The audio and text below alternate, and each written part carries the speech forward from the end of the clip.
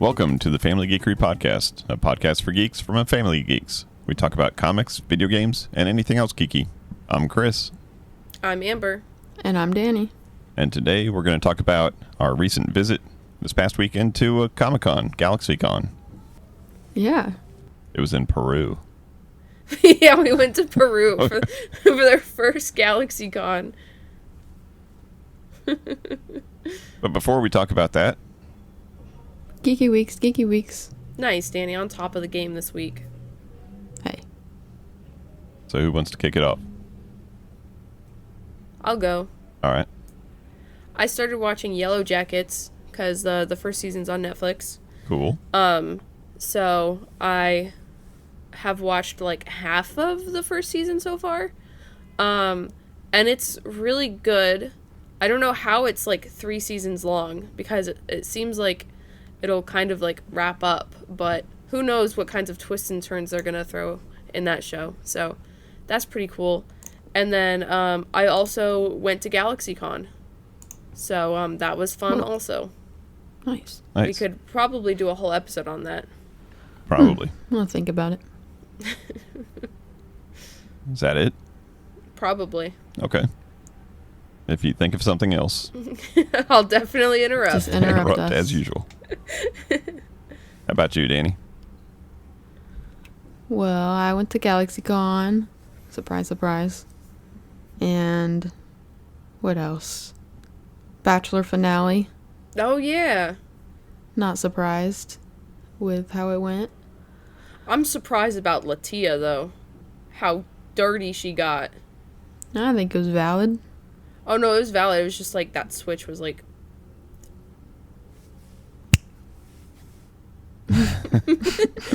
some handmade sound effects. Yeah, so that was fun. So me and my friend will have to find a new weekly show to watch. Might I suggest Big Brother when it starts in probably September? And then Fortnite news, Sabrina Carpenter coming to Fortnite.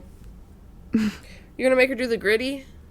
Don't make her do that. I might have to get the Sabrina Carpenter skin. We'll see. Is she gonna come with if a it looks dance? good. Is she gonna come with a Juno pose? Have you ever tried this one? It just cycles through all of the different ones. But I think that's about it for me. Cool. I actually got a chance to read 2 new comic books this week. Whoa. Ooh. First one was called Bug Wars, and that one's been out for a couple issues, I guess. But I'm trying to catch up on it, and I think it's by one of the guys that has worked on Teenage Mutant Ninja Turtles. So it's pretty cool. And then the other one is Silverhawks, issue number 1. Do you know what Silverhawks is? No. It was a toy/cartoon back in the 80s. Just like all the other toys/cartoons that were in the 80s. It was another one. I don't know if it was Mattel or Hasbro, one of those. It was one of the big companies. But they're basically like, they were like a police force, but they were big silver bird men. Oh. Like men with bird abilities that were given to them. Okay. And this series is 100 years in the future from when they fought the big bad and beat him. And there's been 100 years of peace.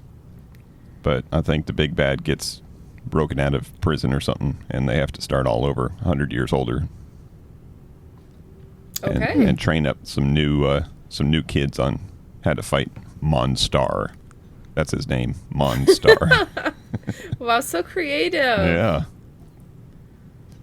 But yeah, it's pretty good. Pretty good books. And yeah, didn't play very many video games. I did finish the Star Path on Stardew Valley, or not Dreamlight Valley. Dreamlight Valley? Yes. Yeah, okay. Wanted to make sure I was getting the name of the game right. And then I went to a Comic-Con, and that's what we're going to be talking about in this episode. Yeah. GalaxyCon, this is our second time there. We went there last year, had a lot of fun. So we decided to go back this year on a different day. And I'm not sure if that was the smartest idea yet, but we'll talk about that. But where should we start this off?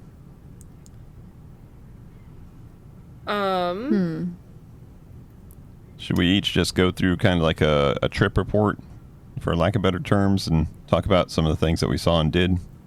Yeah. Because Sure. we were together for some of it, but we split up, which is good and bad. I like experiencing these things with you guys, obviously, but it's also good to split up because we get to see more Yeah. and learn more. And we all have like kind of different interests also. So yeah, let's go ahead and kick it off with showing up there to a mass of people that we didn't see last year when we went there Right. on a Sunday. This year we went on a Saturday, which I think is their busiest day. yeah, Definitely. definitely. But they had a queue to get in to get your registration done. That was, I don't know, a city block long, and Yeah. it wrapped back and forth like 6 times. Got your steps in. And I think about 4 of the laps were clogged up by the time we got there. So, what was it, about a half an Yeah. hour standing in that line? It honestly wasn't too bad. But I remember last year we got there on the Sunday probably at like 9:30 once we like got to the doors after parking and stuff. And I remember last year we like parked in the main parking garage and like that was only like a block away, and then we just like went in and then we had to wait for the doors to open. Right. And so we were like, okay, let's do the same thing this year. Yeah. On a Saturday, which completely different ball game, because we were like late, I guess technically.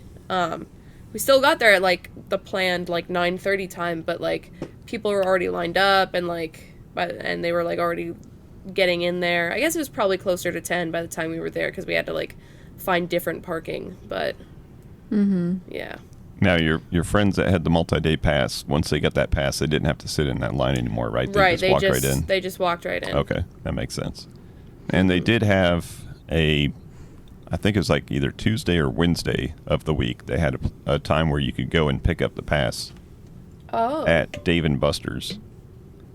Oh, interesting. But it's in a city that we don't live in, so I wasn't going to make a special trip down there just to save a little bit of time.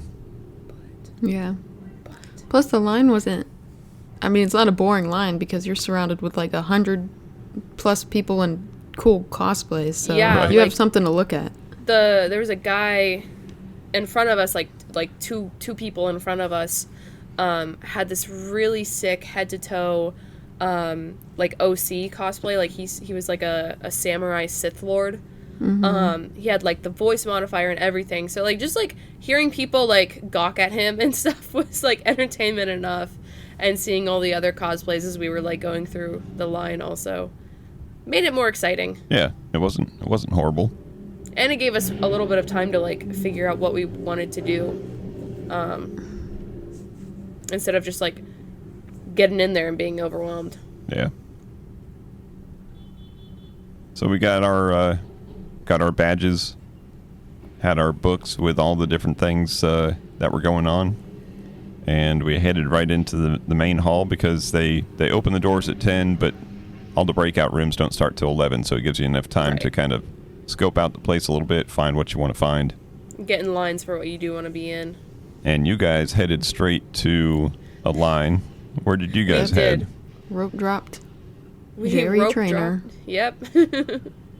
which honestly, out of they had some good people there, but like none of the people that were there were any of the shows or media that I was really into. So Jerry Trainer was my top choice. Yeah. I remembered last year there was actually like 2 like anime voice actors that I wanted to see, and I was like, okay, well, I'm not going to spend all this money to meet both of them, so I just picked one.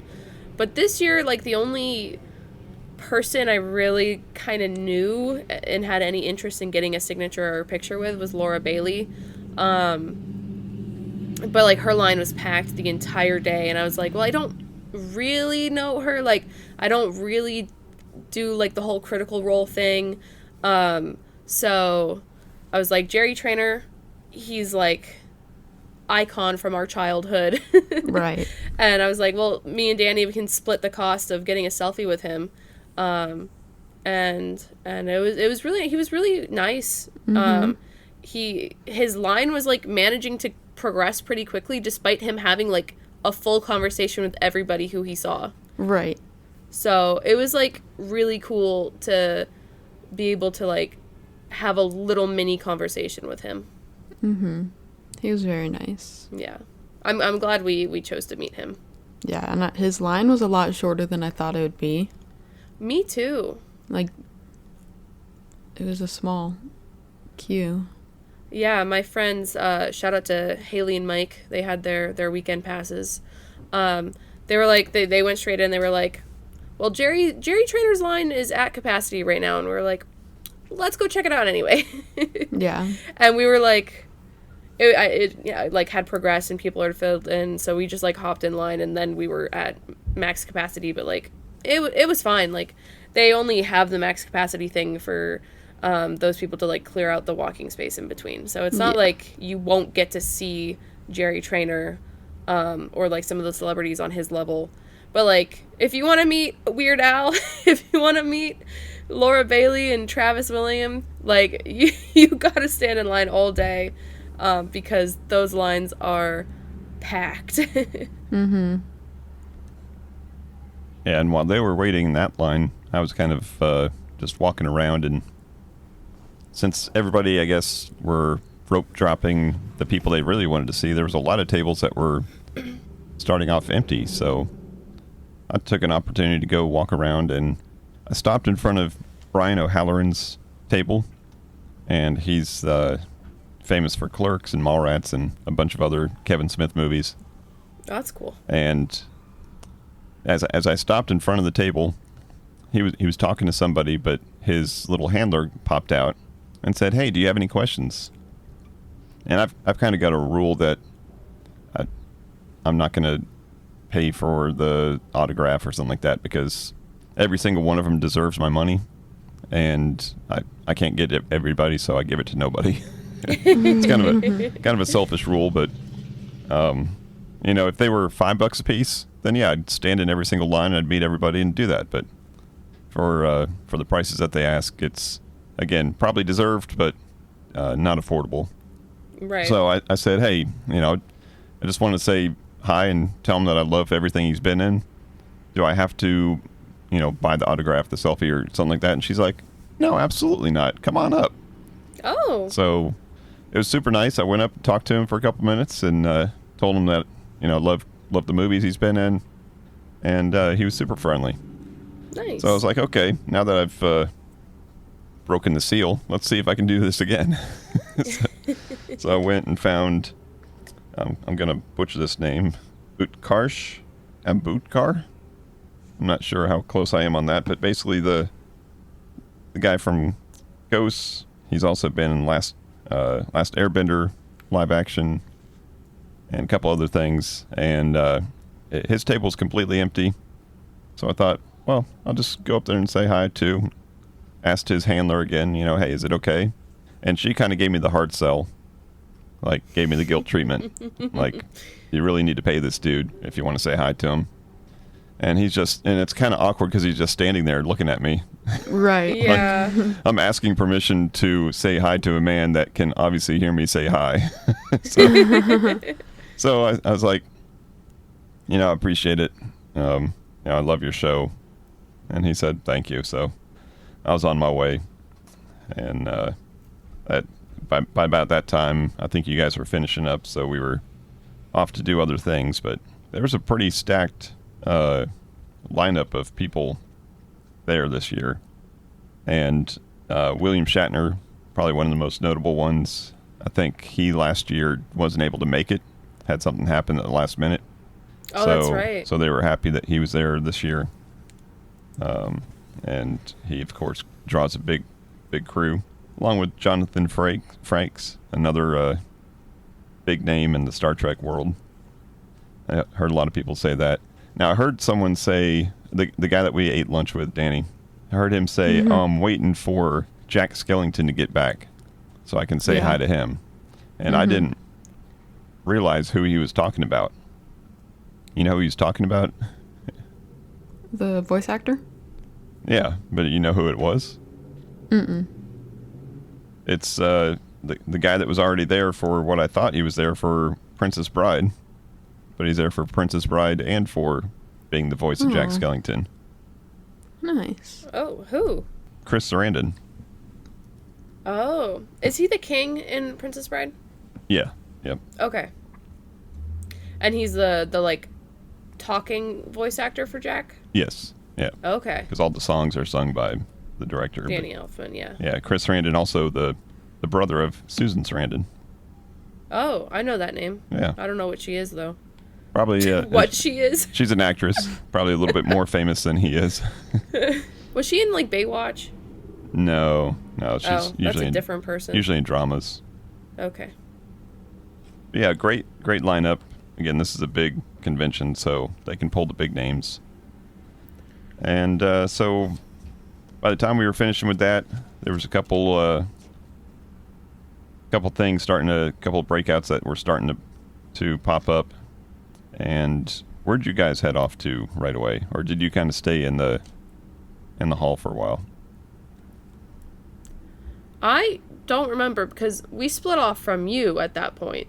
Yeah, because I wanted to go see the legacy of Tim Burton's Batman.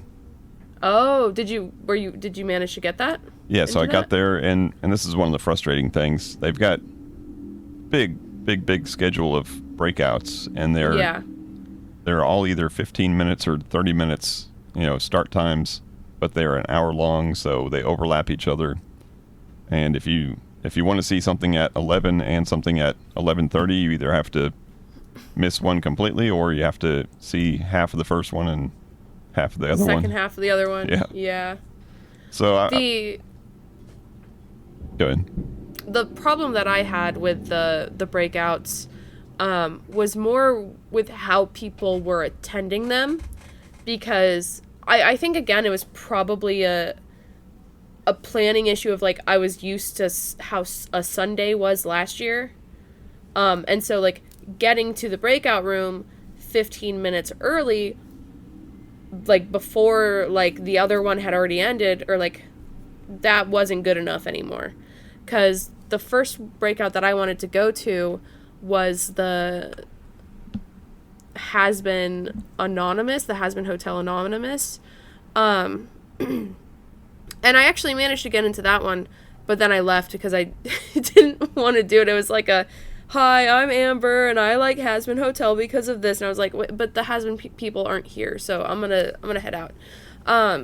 But the other things that I wanted to see, you had to get there, like, while, like, in the middle of, like, the previous thing in that room. Because everybody was just, like, sitting in the back of the last thing, just so they could, like, when those people leave, they would scoot up, and then there would be, like, no seats, or you'd get really bad seats by the time you're there 15 minutes early. So it was really, like, I missed a couple of things because I was like, well, I'm late, I guess, even though I'm, like, early. So that was a little frustrating, that, like, after I, like, missed it was, like, the Japanese yokai event, which people had said wasn't even that good, unfortunately. I guess it was, like, a bunch of stuff that you could just Google.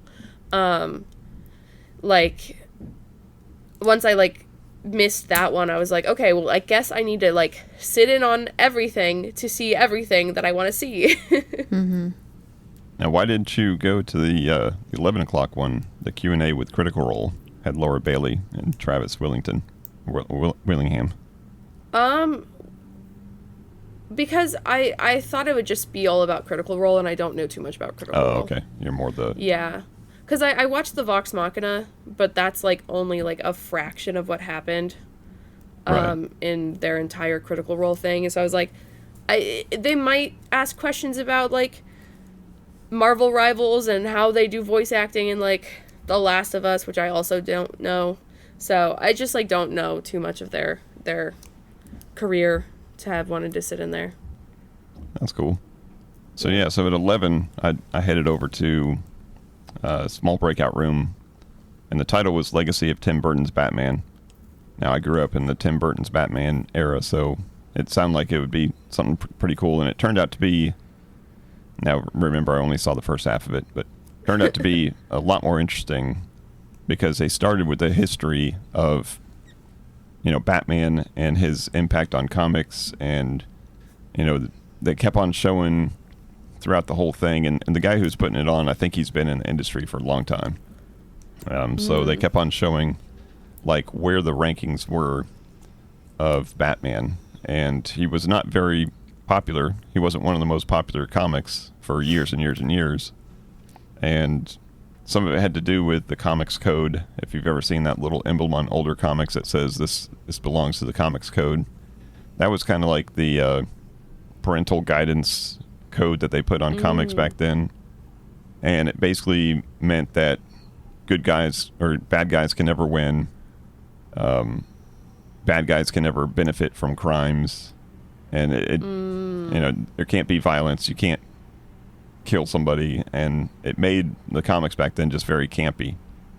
So there's just a lot of goofy stuff going on with Batman. It wasn't super great.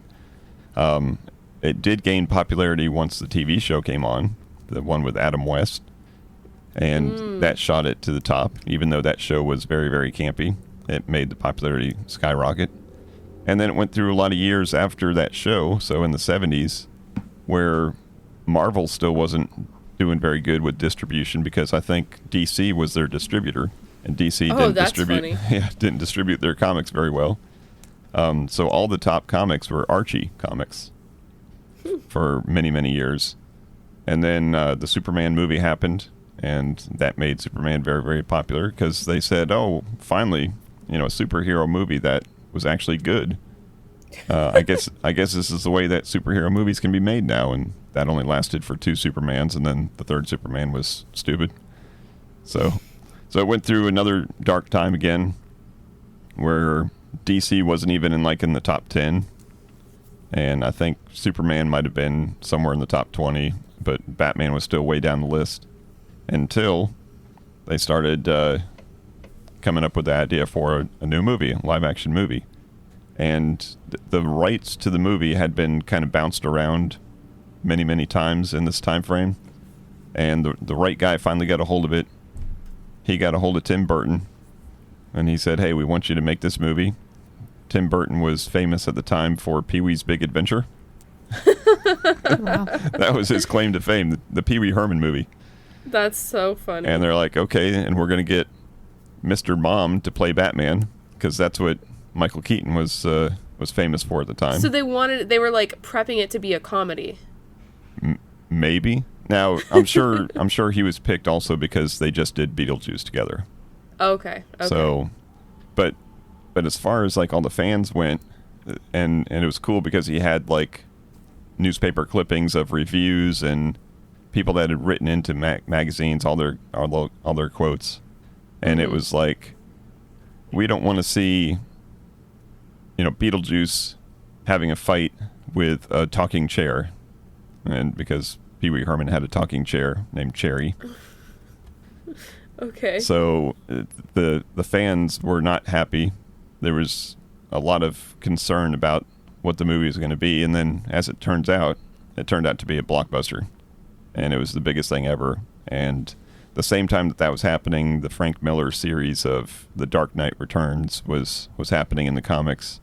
There's a couple other, the Killing Joke or the Killing something, a couple other storylines that were huge, and it just made Batman explode.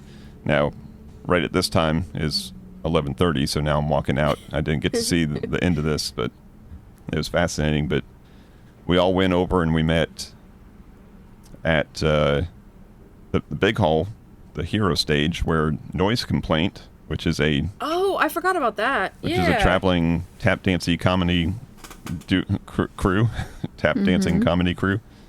They were doing a presentation called Tapped in a Video Game, which is basically a story of a girl who gets brought into the video game world to fight some big boss, and all the video game people need her to fight this boss, but they're doing it all through tap dancing, and It was cute. It was funny. It was a decent amount of improv. It was scripted, but there was some improv going on. Yeah, interaction with the audience. Yeah. Yeah. Very funny. Yeah. So that was pretty cool. They had some good memes and some good. Oh yeah, they were definitely like they were all like me and Danny's age, like performing. So they had a lot of memes from our era. Making fun of some of the video games throughout the years that Yeah. they were representing in their fight to get to the boss man. But that was a lot of fun. After that, I think we went and got some lunch. Did you go off and see something then, Amber? I went off. That's when I went off to go To the has-been. to the has-been Yeah. thing. And then I was like, wait, this sucks. I'm going to come eat now also. Now, after lunch, the first thing on the schedule that I wanted to go see was the Q&A with Vincent D'Onofrio. And I'm so glad I did. That was honestly the highlight of the whole con for me. That's awesome. His Q&A was just amazing. Now, obviously, he's a big name in acting. Done a lot of TV shows. I didn't realize he did 9 years on Criminal Intent, CSI. Criminal Intent. I knew him more from the movies. They talked about his Men in Black, how he got the Men in Black thing. Huh? Who was he in Men in Black? He was the farmer that got infested by the alien or slurped up by the alien, and the alien took over his body. Okay. And someone asked about how he prepared for that part. Yeah. And he kind of looked at the audience and he says, "Have you guys heard this story before?" And the audience all said no. And this is in a big hall, so it's a big audience. Right, was it the main? I think most of the Q&As were all in the main stage, right? Yeah. So he said, "All right, I'll tell the story." He told the story about how he got asked by the director to do this part. He read through the script. He was told by his agent, he said, "Do not talk to the director about acting." He's like, "What do you mean don't talk about, acting?" He's like, "Just you can say hi, you can talk about other things, but don't talk about the part. Don't talk about acting. What you're going to do." And he's like, "Okay." So he's reading the script, and the script has no notes on how to play this character.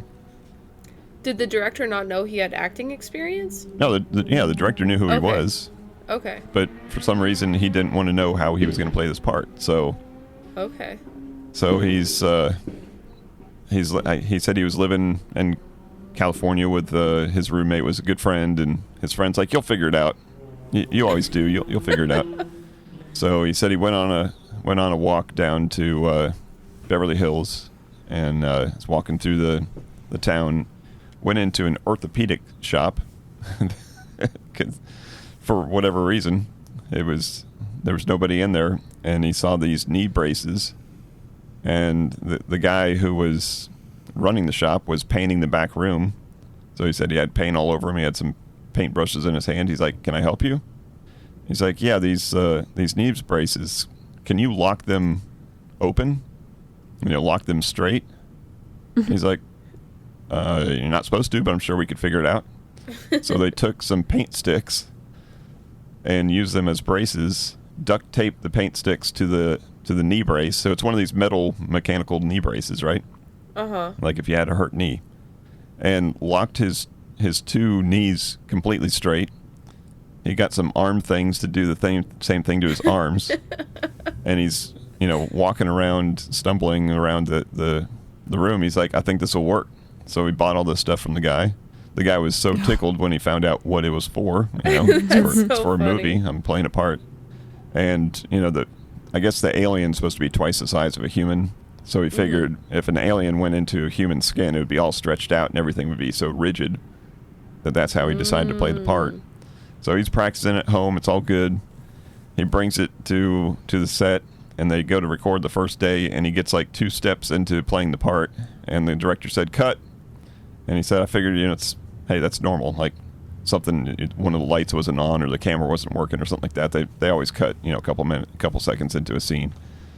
And the director said, "Clear the set." So, okay, yeah, this is normal too. Sometimes the director needs to work on something. And so he starts walking off set, and he goes, nope, you stay here. The director said, are you going to do this the whole movie? And he's like, honestly, yeah, I don't have a plan B. This is it. This is the part. And he goes, I think it's horrible. I think everybody's going to think it's horrible. Or they'll think it's great. Let's do it. So he did the whole movie that way, and that was how he got his, iconic part as, I forget his name, but he was the bug guy. That's so funny. Yeah, but he had that story. He told some other stories. The questions were great. There's one, and it's one of the Q&As where the people just line up. Right. One person came up and said, hey, I've got a question for my wife. And he said, me and my son are here, but my wife, this is our thing, so my wife stays home. And he's like, well, why isn't your wife here? And he's like, yeah, this is just, me and the kid. And he goes, do you have FaceTime? Oh. And he's like, yeah. It's like, FaceTime your wife. And he's like, okay. So he's like, it's going to be pretty embarrassing if she doesn't answer me. But he FaceTimed the wife, handed the phone over, and there's Vincent answering her questions. He's like, I don't even know the question. I have a couple questions. But he's like, yeah, just pick one. So that was pretty cool. And then he turned the phone around, and if you see they made a compilation video for the convention, and they posted it today on socials. And it's just quick clips, just boom, boom, boom of the whole thing. There's one quick clip of Vincent taking the phone and going like this to the audience, showing her face out to the audience so she could see the size of the audience that just listened to her ask this question. And that was pretty cool. Wow. And then one other story real quick, because like I said, this was just the most amazing Q&A I've ever seen.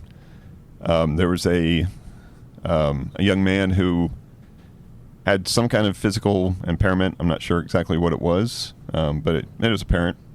And he gets up to the microphone and says, hi, my name is so-and-so. And Vincent said, yes, I remember.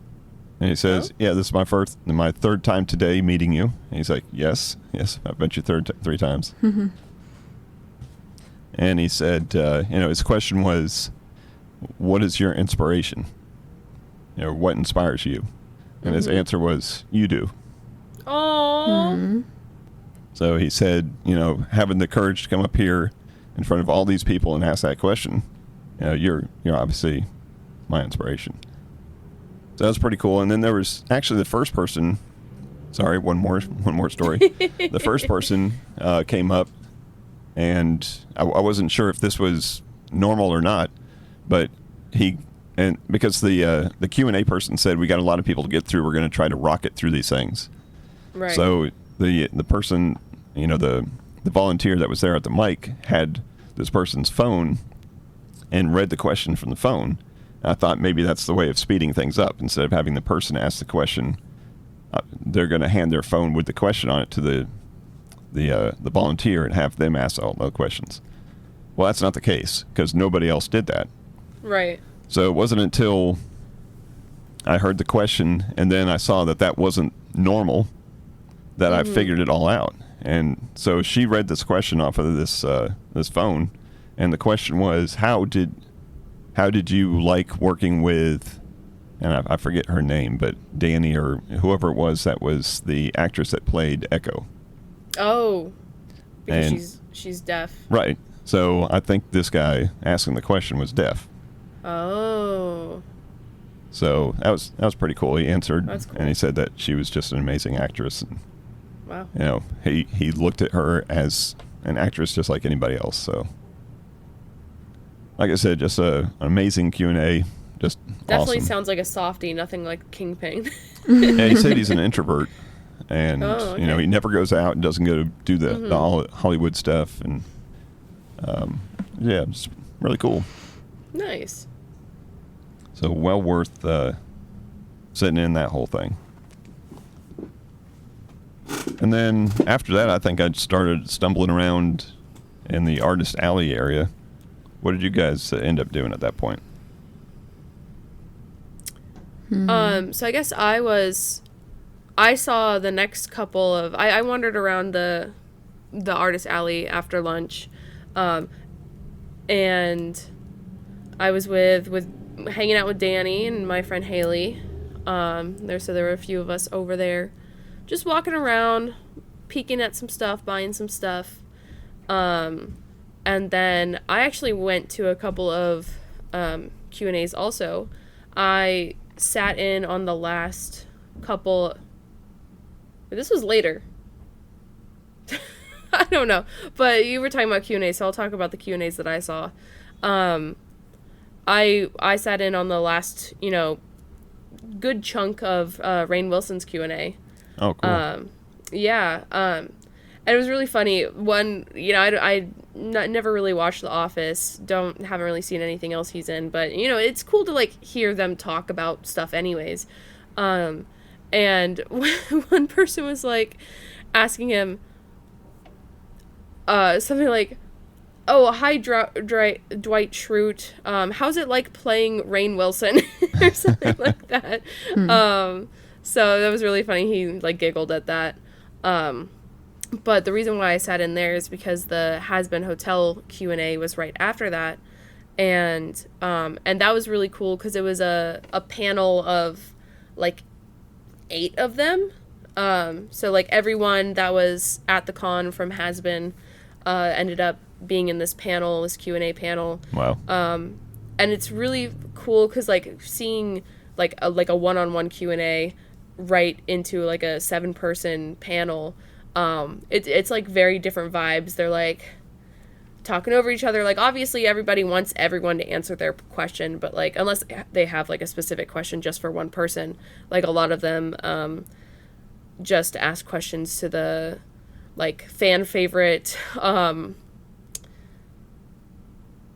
whoa, I forget his name. His last name's Blake Roman, sorry.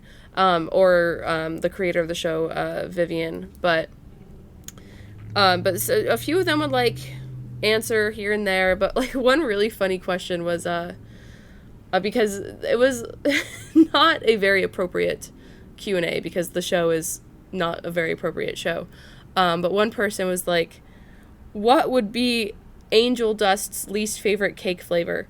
And that's Blake Roman's character, and he goes, I'm trying to think, and one of the other people just goes, poop cake, but not poop. They said the bad word. And so then they call it back a bunch of times throughout the rest of the panel, poop cake, poop cake, poop cake. So that was funny. And then actually another actor from the sequel show Hell of a Boss, his name is Brandon Rogers. I think he also did YouTube and Vine and stuff like that. But he's in that show. He comes up and he's he steals the microphone from someone and he pretends to be a nervous person who's fumbling with the microphone and doesn't know how to ask his question. And then they're go away, Brandon. And he's like, F you. He gets all mad and and then he doesn't even ask he asked oh, what's your favorite Kitty Killjoy moment, because he has a very small part in Has Been Hotel, and they all they just reject his question. He gets all mad and he just he storms off the mic and is I was in this show too, come see me at my table, give me money, and he slams the mic to the next person. So that was really funny, and they actually recorded that and posted that to their Instagram and probably to their TikTok and stuff also. So nice. That was a really funny moment from that Q&A. Cool. I did walk over to the Marriott, which is a completely separate building, but they had several ballrooms that were set up, and they had one set up for tabletop gaming and one set up for video gaming. And this I completely missed last year, so I made an effort to walk over there. And the video game was pretty cool. Big size hall with some arcade machines in it, and then a bunch of consoles just sitting on fold-out tables where you could just sit down and play, Minecraft or play, Smash or something like that. And then they had a Right. stage set up with all 4 instruments for Rock Band, and a couple driving simulators, a couple flight simulators. And then the tabletop room, they had just a huge selection of tabletop games, and you just drop your driver's license with them, grab one, and go play it, and then bring it back. And I just poked my head in, said, "Hey, I just want to peek in here and see." And wasn't going to go, obviously, sit down and play some game I didn't know how to play. But then I see 2 dudes playing Connect 4. I'm like, hey, I know that. I know the rules of that game. But just kind of walked through and then walked back out. And then after I got back from that, I popped into just a couple minutes of a Q&A for Land of the Lost. And it had Sid Croft and Kathy Coleman. Now, Kathy Coleman was the little girl. I don't know, she must have been like 8, 9 years old or something at the time when they were filming Land of the Lost. But Sid Croft was part of the brothers, Sid and Marty Croft, that made all kinds of television shows for kids back in the 70s. Some of you may have heard of before, some of you may have heard me say before, but HR Puffin Stuff, The Bugaloos, Land of the Lost, of course, Sigmund and the Sea Monsters, just all kinds of wacky stuff, and there's lots of big puppetry type stuff, and then just weird stuff going on. Now, some of them I know got rebooted over the years, and you guys, somebody watched Electra Woman and Dyna Girl with me, which was a very campy remake of the original Electra Woman and Dyna Girl, which was kind of like a Batman type show from the 70s, but with females instead of males. It was basically Batman and Robin, but female form. And then I think, Danny, you watched Sigmund and the Sea Monsters when they rebooted it in 2016, just like one episode or something. Mm-hmm. But these guys have been doing this for years and years and years. But one of the questions, and I was only in there for a couple seconds, but the one question was from a guy that asked about the theme park. He said, "I didn't realize how lucky I was that as a kid, my parents drove from," I don't know, he said like Oklahoma to Atlanta, Georgia, to go to the land of Sid and Marty Croft. And that was a theme park that they opened up. And it was only open for 6 months or 9 months. And then it closed down. And so the guy started, the one that was there was Sid Croft. Obviously very old at this point. Born in, I think, 1929.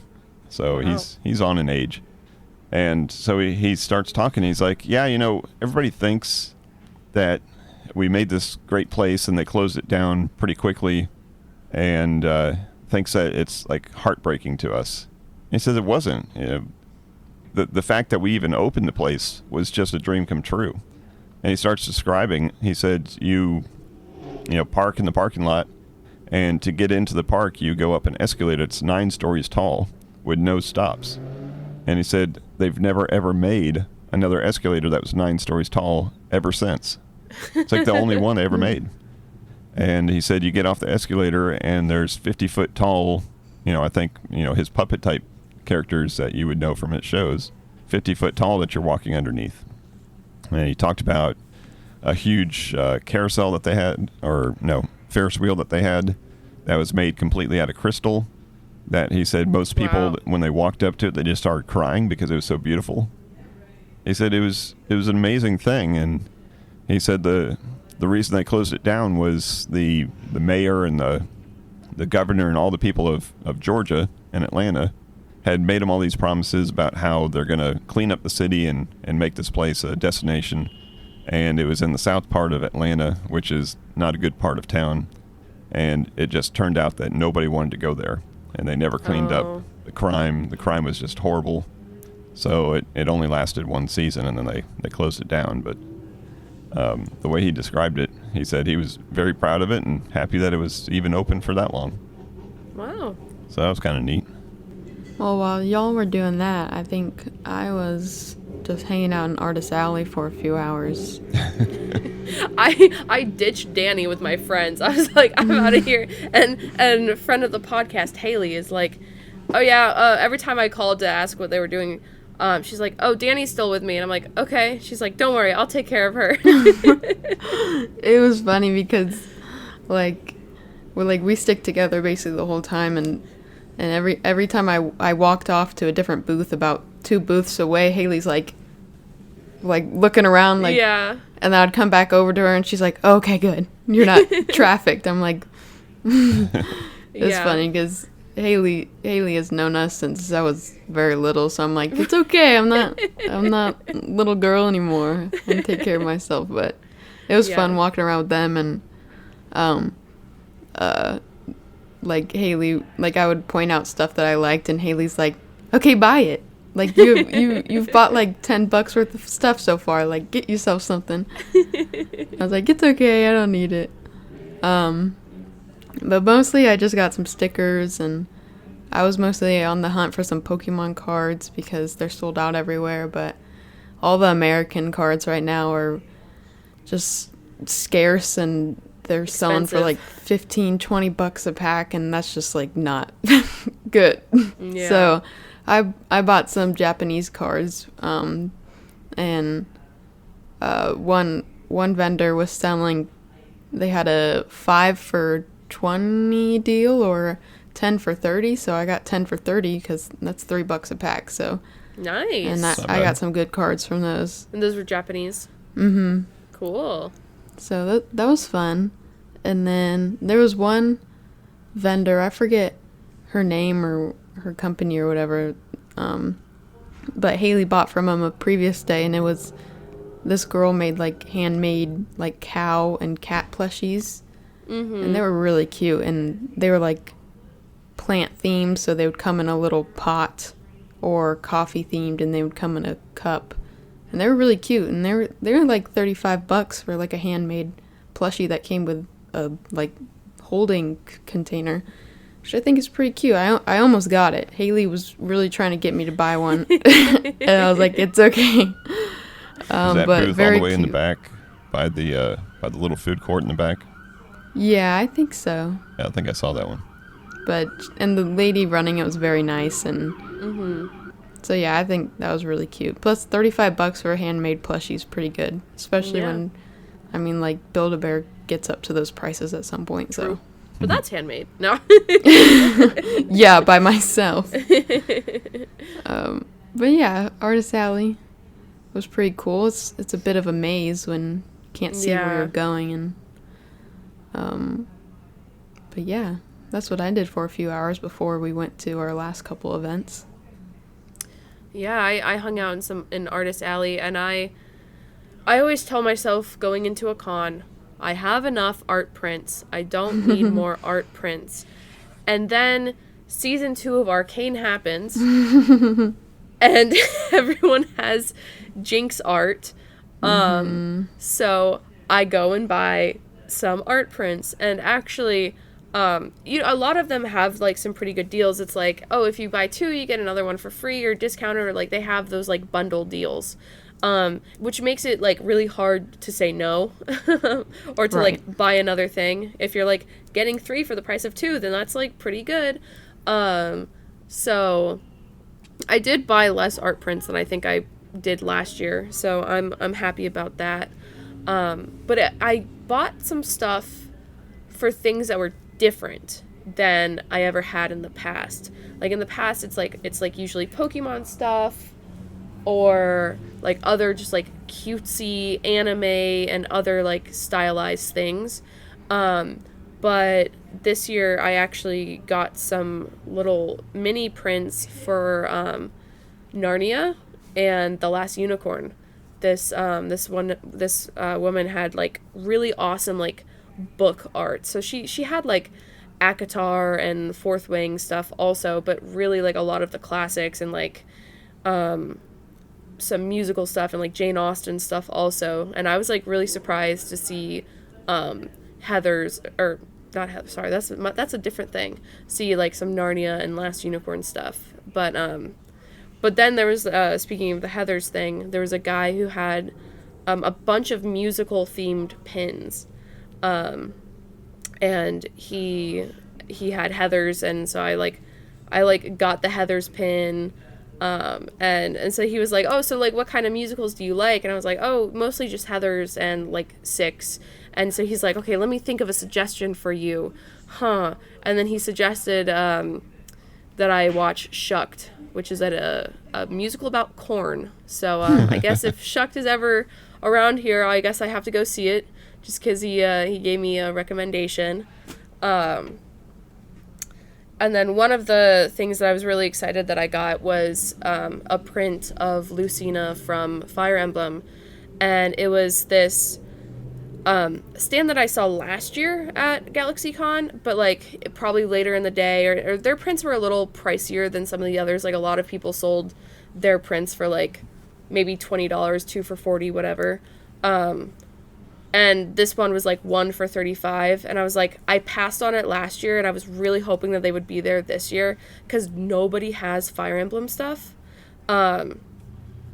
So I was like, okay. And I finally, like towards the end of the day, I finally found them, and I was like, okay, it's time. It's time to get my Lucina print.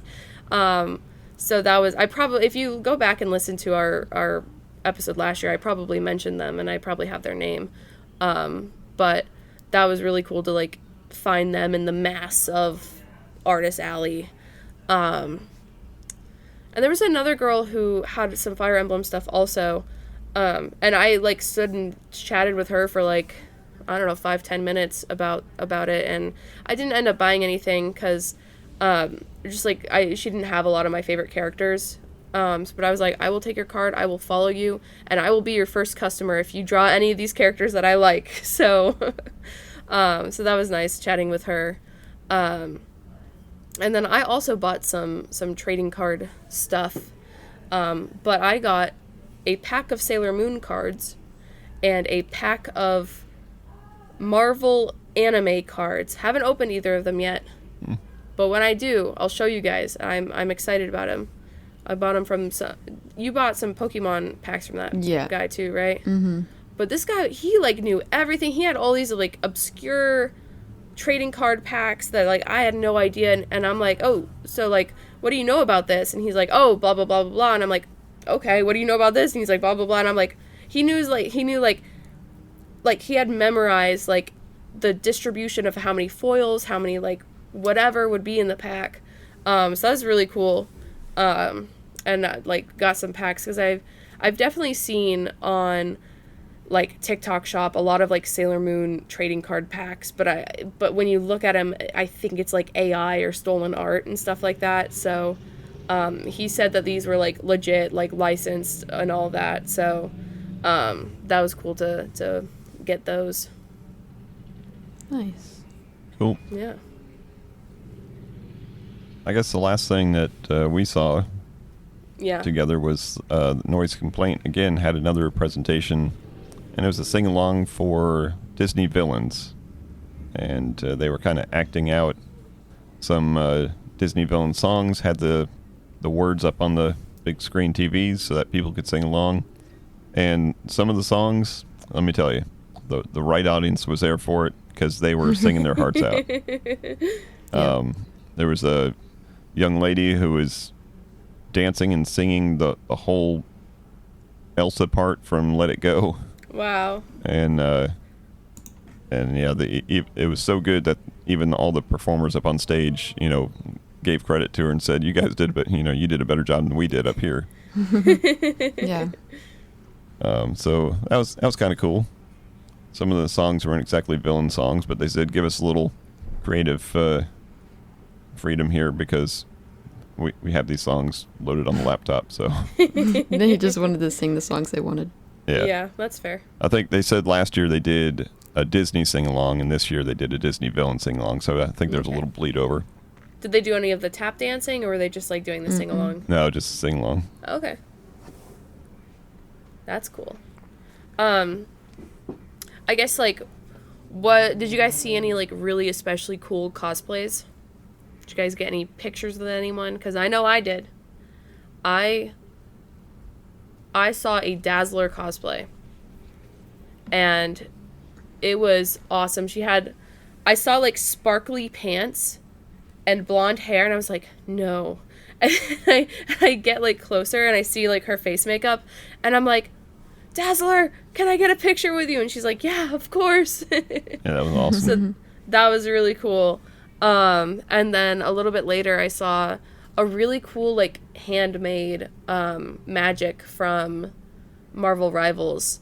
I saw a couple of magics, but she had made everything out of cardboard.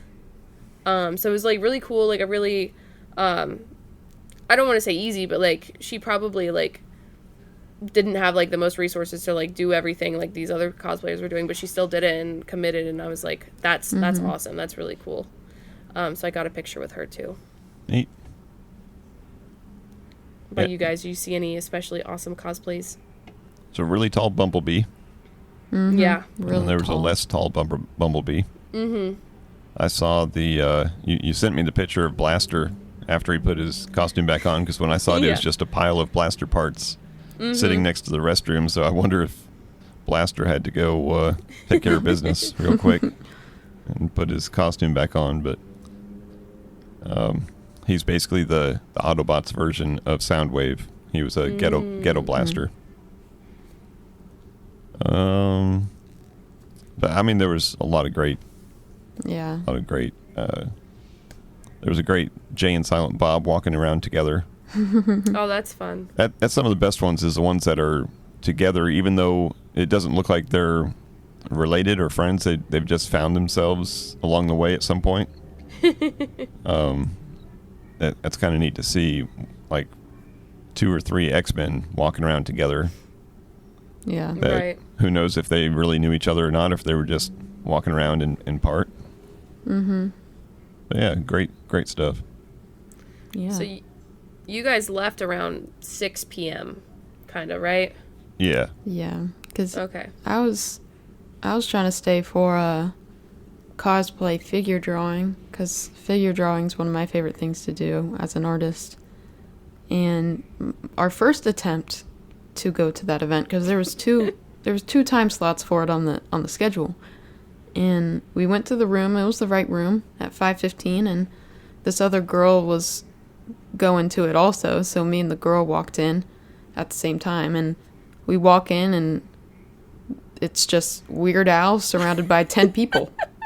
And so me and this girl are standing there like, hello, and this guy comes up to us and is like, what are you doing? We moved that time. And we're like, oh. Well, thanks for letting you know. I'm like, it's on the schedule, but okay. So this was like a $500 closed event. Yeah. Yeah. And the door was The door was not guarded. We just walked right in, and we're maybe 20 feet away from Weird Al, and he's talking to these people.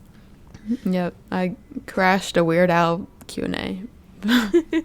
So after Disney Sing Along, I was like, okay, let's try again. Went to the right time slot, right room, and before the con, I was like, okay, maybe I should bring my sketchbook for this, and I was like, I don't really want to carry it around, and so we went, and I was like, they gotta supply at least some printer paper and pencils, but they didn't have anything, so I didn't have anything to draw with. So I was like, oh. So I forget who was the cosplay, but they were doing poses, and it looked fun. But I think it was Storm. Oh. It was a guy. Huh? Was it the Maybe I didn't see a guy up there.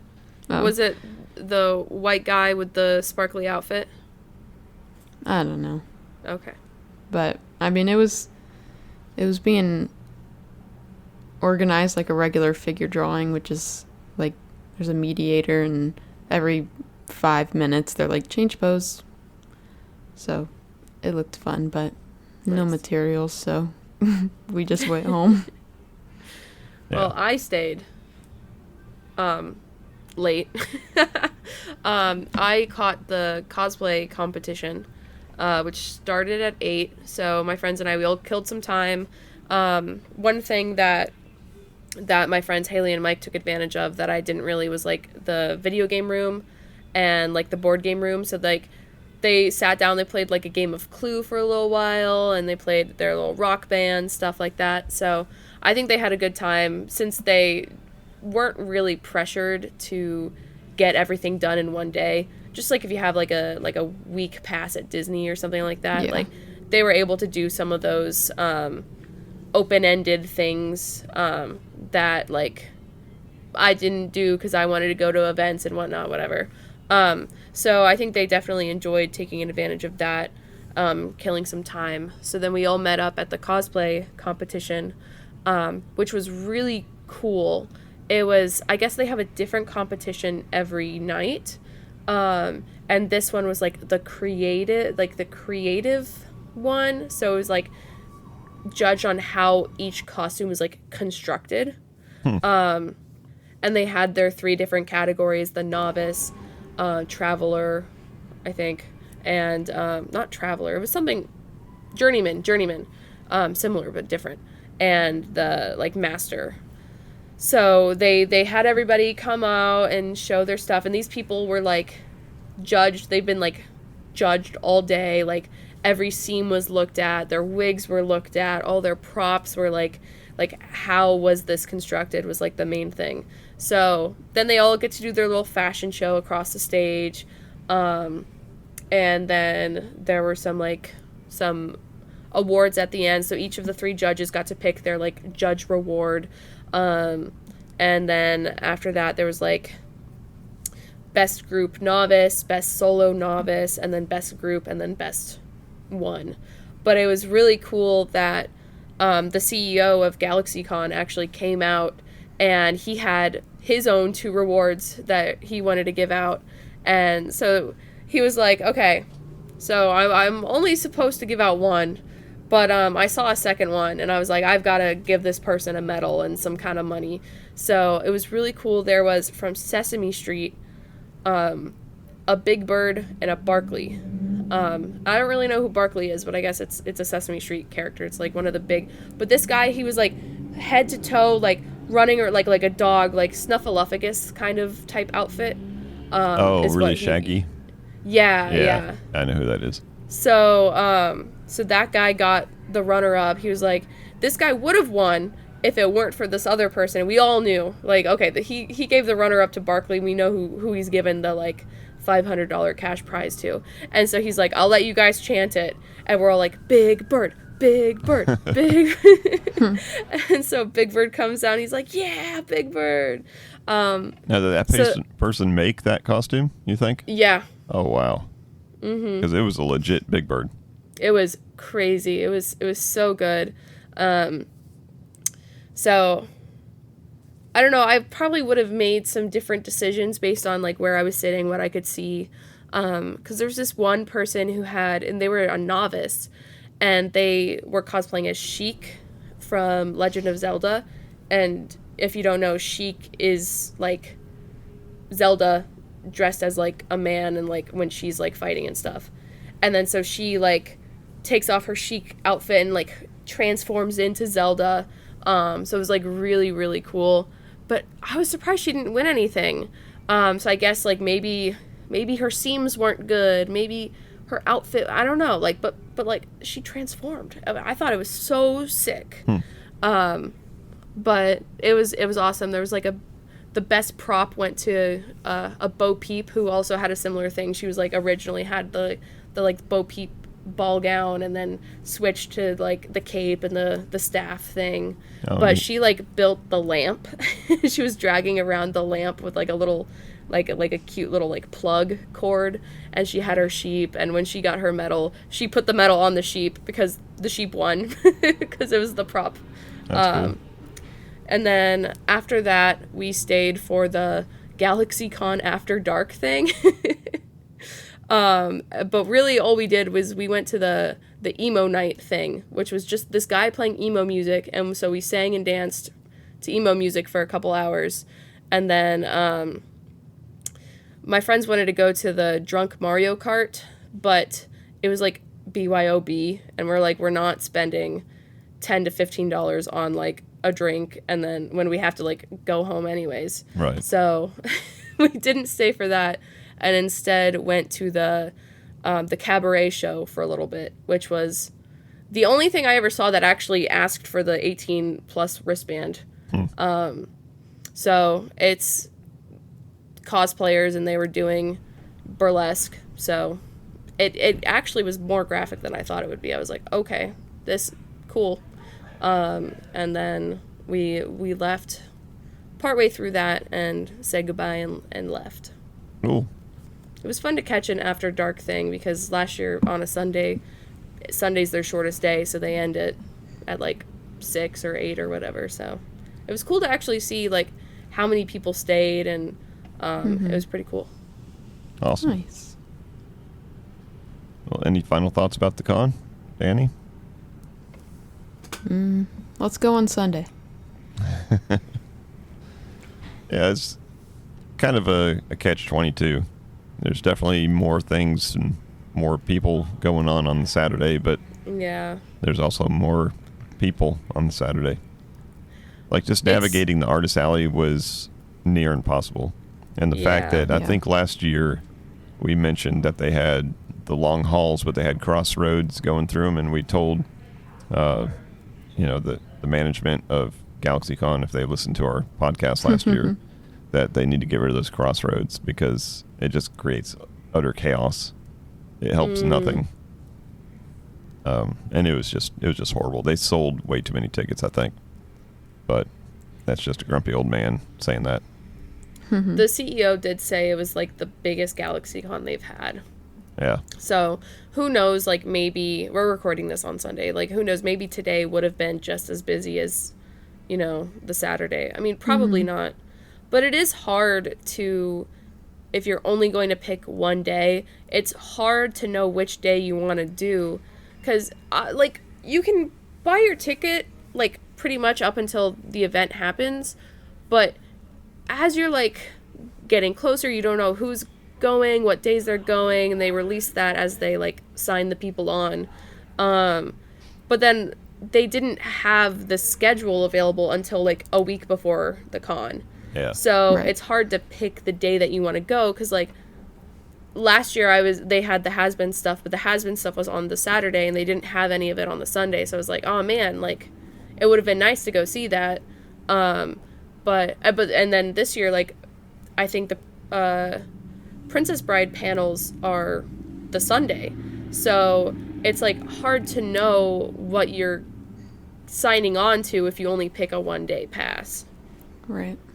You kind of like it's a little unfortunate if you pick the one day where Has-Been Hotel isn't doing their Q&A. Yeah. Encourages you to buy the 2-day, 3-day, 4-day pass. Yeah. That's what they want. That's what they want. And it's They not a are bad in the deal. business of making money, so. It's actually Can't not a blame bad them. deal to get the multi-day pass. It's just If you don't live there, since we or don't you have live to in buy the a same hotel. city. Yeah. Yeah.